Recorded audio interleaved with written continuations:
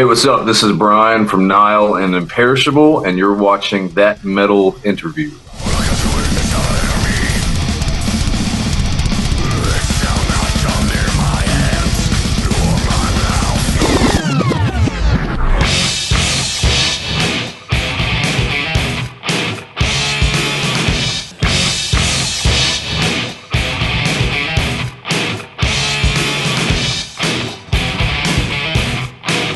That Metal Interview. Our next guest, we know him from the tech death metal band NILE from the Carolinas, and I'm speaking of Brian Kingsland, and he's here to present his very first acoustic album by the name of Translation. But we know him from NILE, as I said, and NILE also released an album last year, 2024. The Underworld Awaits Us All. Isn't that an awesome title? Napalm Records, of course. And Brian will speak of Translation, and he will speak and tell us why he's not on the road on this current NILE tour alongside 6 Feet Under, Embryonic Autopsy, and Psychroptic. So anyways, let me present to you one of the badass jams from Brian's first acoustic album, Translation, which is now available, of course. Title, Capriccio Orabe. Here it is, Brian Kingsland. Enjoy.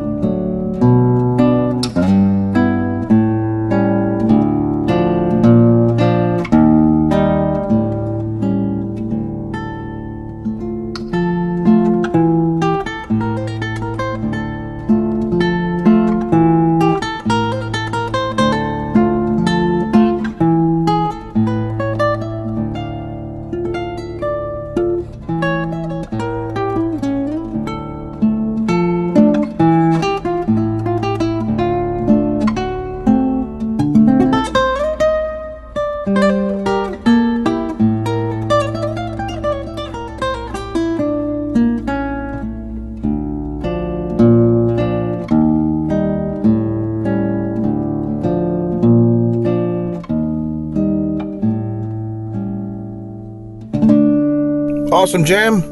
As I told Brian, and I brought up the point, we hear of different metal rock guitarists, virtuosos, of course, as Brian is, that play metal and then they also play awesome acoustic pieces and tend to release acoustic pieces, unplugged kind of stuff, such as Yngwie Malmsteen, Jeff Waters of Annihilator, Andreas Kisser of Sepultura, and now we have Brian Kingsland of NILE releasing an acoustic album.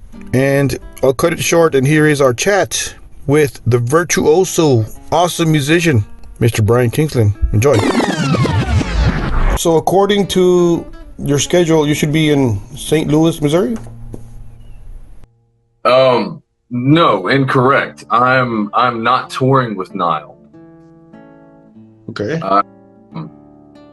I stepped away from touring because of just family, family issues. I had another child in 2021 and some other stuff, but they asked me to still contribute on the record, and I wrote some songs and sang a lot of vocals, and still did the job, but I'm not touring right now.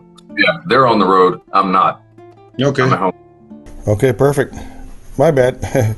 No, it's all good, man. There's no bad blood or anything. Bands break up and members come and go, and it's nothing like that. It was just I'm not in a position to leave home for 7 weeks at a time. Yeah, it's a hard life. Yeah, for a family, of course.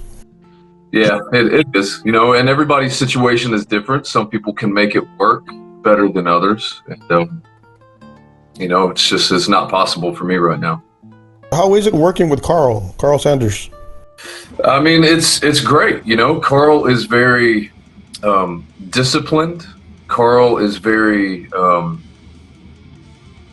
he's very much a visionary. He expects a lot from people, but I think that is just because he expects a lot from himself. He practices every day, man. Every day. And that's, you have to admire somebody like that who is, 61 years old, and he's still, he's got his own vocabulary, of things that sound like him. And, I have the utmost respect for Carl, but, it's great. If you know what you're doing and you put the work in, then it's easy breezy. You trust each other and just rely on your instincts. And so I guess that's what you mean. What's it like working with somebody? You have ideas and you kick them around a little bit and see whichever one works the best and just kind of flow with it. Yeah, Carl's pretty easy to work with a lot of times.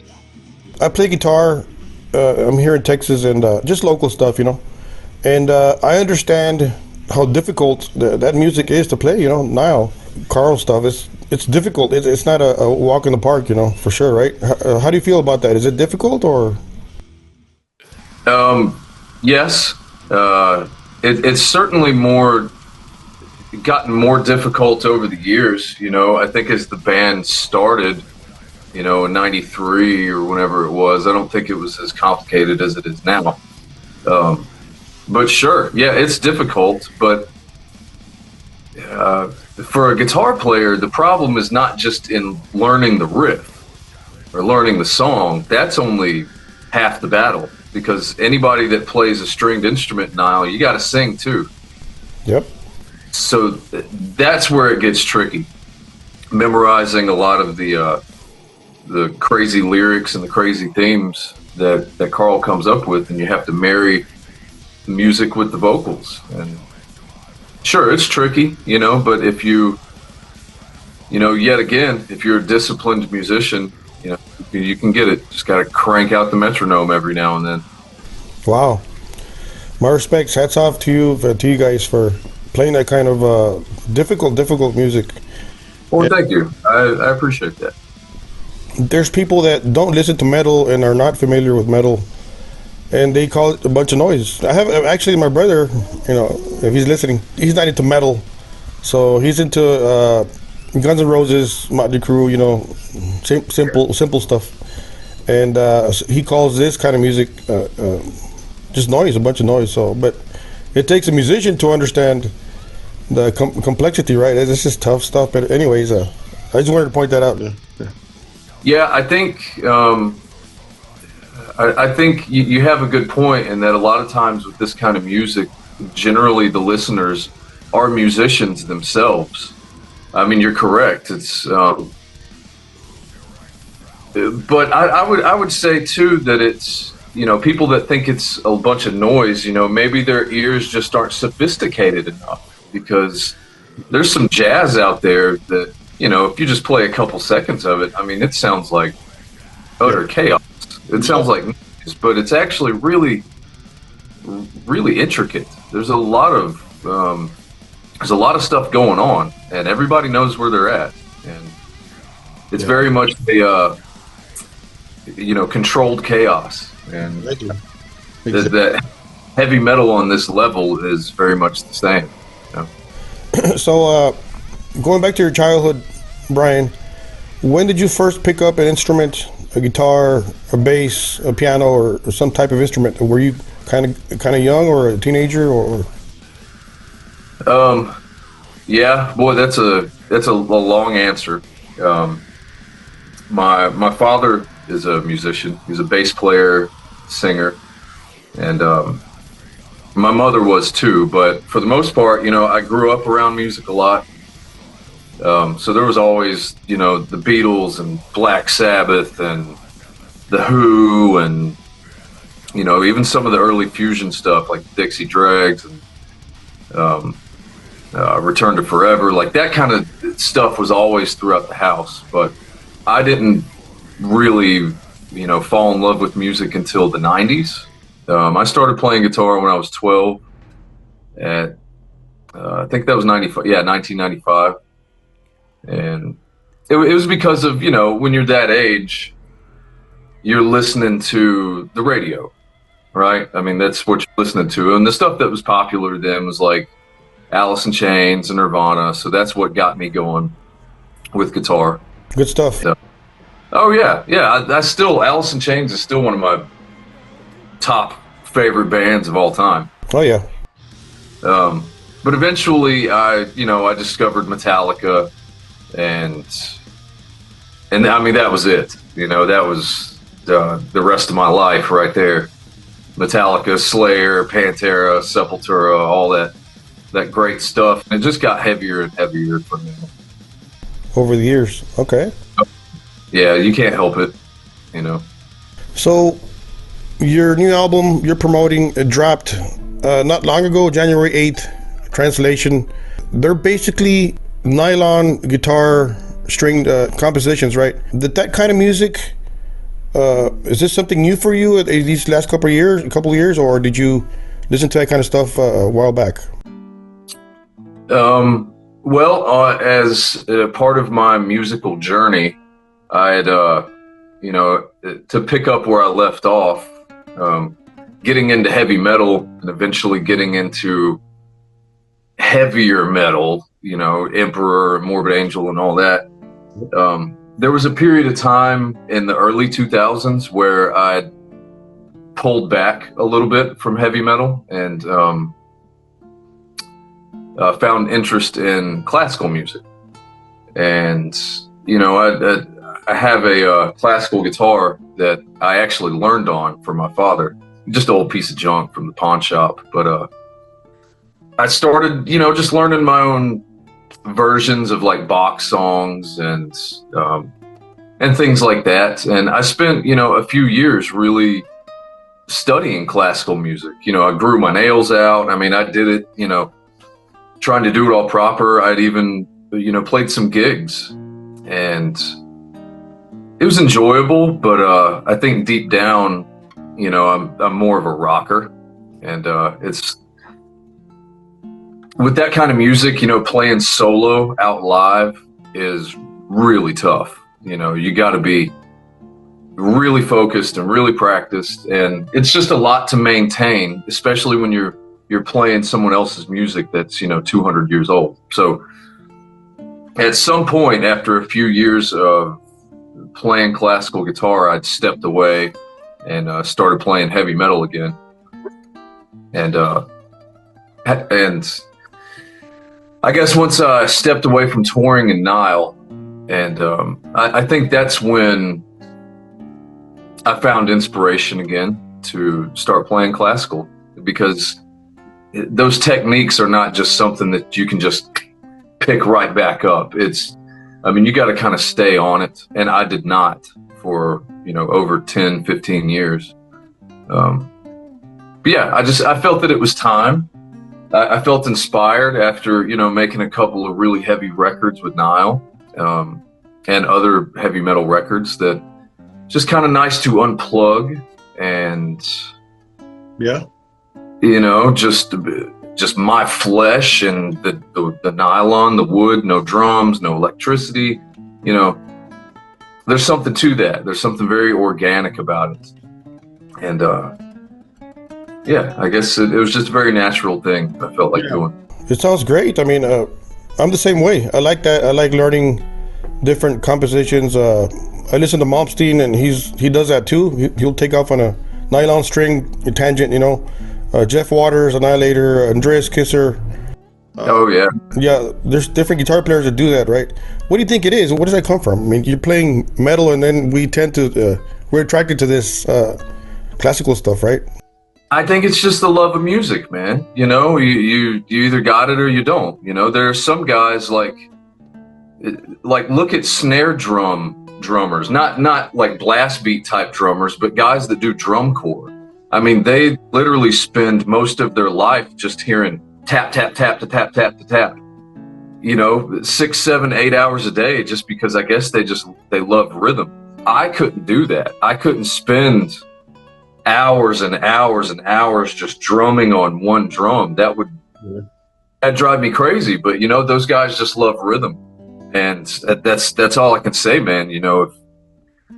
If you love music, it kind of doesn't matter, if it's metal or jazz or classical. You're just gonna find a way to enjoy it.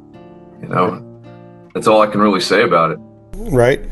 How did you narrow? There's 11 tracks on there. How did you narrow it down to those 11 tracks and those certain covers? Did you have a bigger list, of course, right? And then you narrowed down to that? Yes and no. Back in the day when I was doing the classical guitar stuff, I was playing more Bach, more traditional Tchaikovsky and things like that. This time, I think I just learned what was inspiring, to be honest. And what was inspiring was more Spanish classical guitar and just South American composers. Once I discovered Agustin Barrios Mangor, I've just fell in love with his music.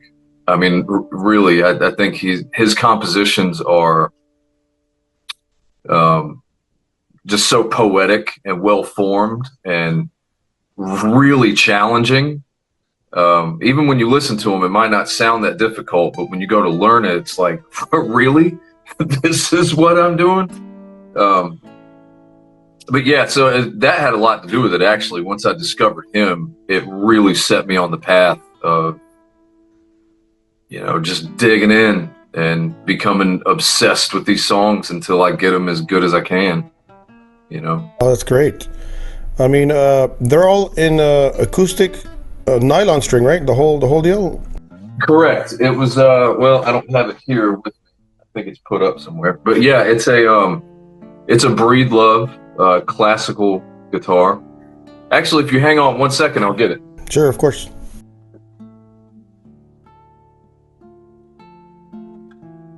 Yeah, sorry about that.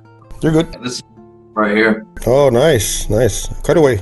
It's a beautiful, beautiful guitar. It's nice. I had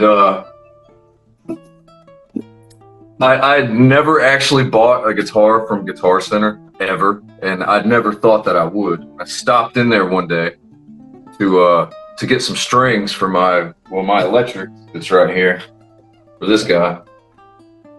And I was like, I'm going to just visit the classical room or the acoustic room. And they had this guitar in there.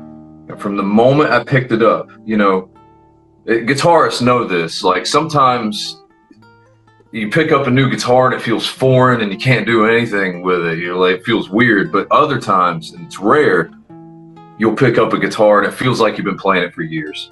Wow. You're just like, oh my God, it feels like butter. It just fits your hand. And that's what this guitar did. And I was like, man, this feels really good. And it was also on clearance. It wasn't selling for whatever reason. So it was like 30% off. And I just said, you know what, fuck it. I'm taking it. I got it. And that was it. So yeah, I love this thing. Wow, one of those stories, huh? It just fit. The action fit your hand, and wow. Yeah, it just fit, man. It's an acoustic electric. It's got one of these Fishman Fluence pickups inside of it, so you can technically plug it up to a PA. Even though for the record I didn't do that, there were mics put on it. Mic'd it up, yeah. Oh yeah, it does sound better that way. It sounds more authentic, but it is an option, to use the old pickup. Were there any other songs that you chopped off the list, if I can say that, or you know what? I'm not gonna record this song. Let's scratch that off. Yeah, there were a few. There was a Tarrega song, Marietta, that I actually did record, but I just felt it didn't fit with the flow of the record. I ended up just putting it on Spotify anyway, just for the hell of it. But yeah, there were a few others that I just decided not to. I wanted to focus just on these 11 mostly, and I will save the other ones for another batch. I'll put out another classical record in a few years, hopefully. Oh, there's more coming. Nice. Oh, wow. Yeah. There's always something in the tank. I'm always working on something. Is there a goal here, like to do some live shows, or have you done live shows as of this release? Not really. Although, however, a few days ago, this past Saturday, I actually did play out. I played a little memorial for some friends of ours that had passed away in a car accident. So me and some friends, did this little memorial gig, and I did play some classical. Rest in peace, Josh Ward. Rest in peace, yeah. Yeah. So other than that, not really. No, I had contemplated the idea, but I'm so busy with, kids and work and not that that's a problem necessarily. I could still go out and do it, but it's the age of my children that is the problem. My kids are still young. Okay. That's the challenge of, going out and doing those things. I could do it and I could make it work, but that's not really the goal. The goal really for me is just to record and make some records and just do that for now. What if the money was right? A promoter or a club reaches out to you and, hey Brian, here's a certain amount of dollars, and can you do a show? Well, money talks, right? I mean, of course, if I'm going to make more money to play guitar than any other way, then of course I'm going to choose to play guitar for that money. But that hasn't happened, so it's not an option. And I'm not pushing for it, and that's okay. There's plenty of other great artists and great music to be heard out there. And yeah, I'm not bitter about it at all. Do you know, did you study music theory before all this stuff, before being in NILE and doing classical guitar stuff? Did you ever study in school or books or anything like that? Well, I mean, I didn't go to school for music, so I guess technically I'm not schooled. But I taught myself, and I spent, plenty of time going down the rabbit hole of music theory and just just studying, learning different types of music and different techniques. And I think that, if you have a good ear, you can pick up on things, and being a problem solver also, able to work out obstacles on your instrument. That's really the only way that I've navigated music and been able to become the player that I am. It's just having an ear, it's the main thing. But no. So to answer your question, no, I didn't go to music school. I wasn't formally trained. I did take some lessons when I was 13, I think. And, I didn't retain much. All I wanted to do was, play, down pick Metallica riffs. Yeah. And there was no type of theory that was really going to get through that thick skull at the time. Right. Right.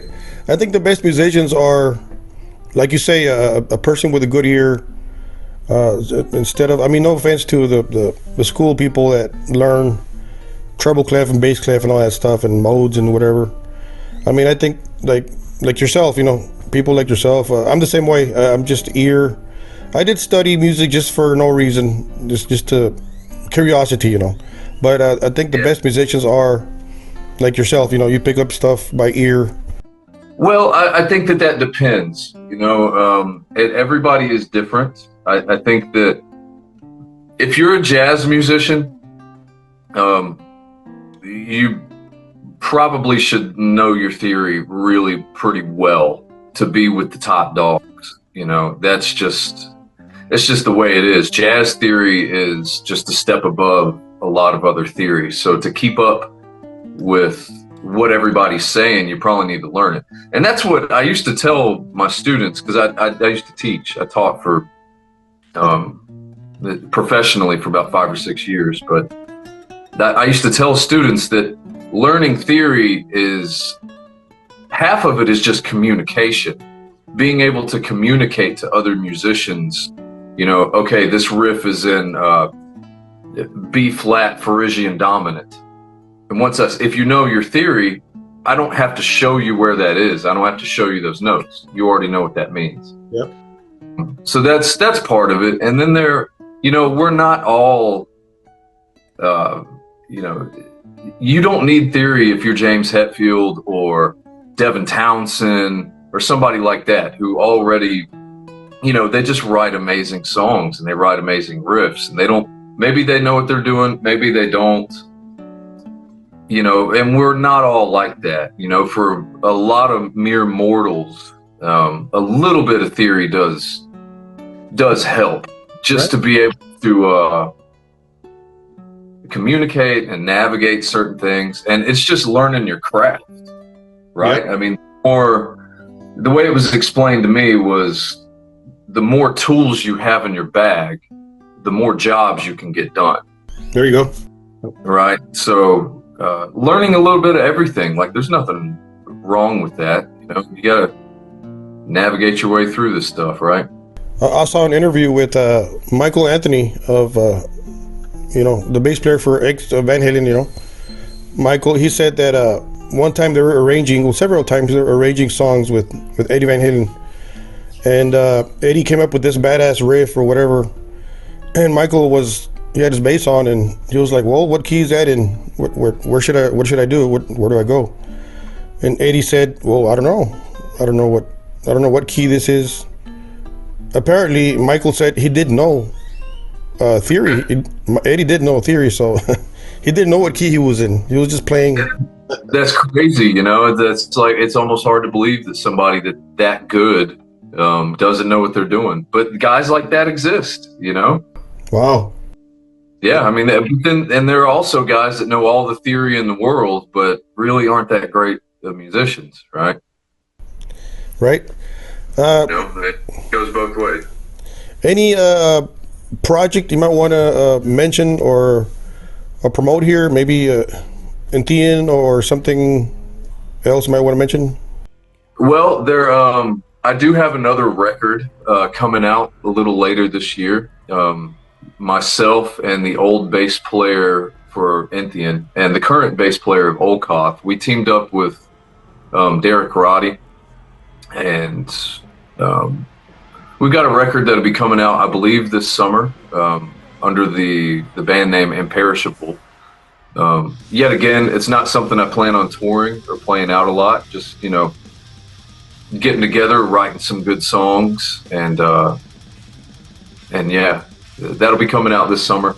I can't say an exact date because we're waiting on details from a record label, but yeah, I'll be promoting that here in the next couple months, you know, as it starts getting warmer. Yeah. Wow. Nice. Very cool. Yeah. So for people listening, translation dropped January 8th. So pick it up, stream it. Thank you, Brian. Thank you for your time. And you're a cool guy. You're a cool rock star, metal star. I'm just another dude, man. It's you got some great music there with this album. So hopefully we'll see you on the road maybe one day or at some type of a club gig or something. Maybe here in Texas. I'll be back out there again eventually. I love Texas, honestly. Yeah, that's one of my favorite states. Awesome. Well, we'll see you on the road sometime, Brian. Appreciate this. Yes, thank you. And thank you, Brian, for being a part of the show. Thank you for coming out. And speaking of your debut solo record, an acoustic masterpiece in my eyes as a musician, right? Awesome, awesome stuff. You guys have to pick this up. You guys have to stream it. Album, once more, titled Translation. And also support NILE, which is Brian's other band. Well, actually, he's part of the band. Carl Sanders formed it back in the day, so go ahead and support NILE and their brand new album, The Underworld Awaits Us All. Also, that came out in 2024, last year. And don't forget to subscribe and ring the bell for notifications, guys and girls. Follow us on social media at That Metal Interview. Don't forget to keep it metal.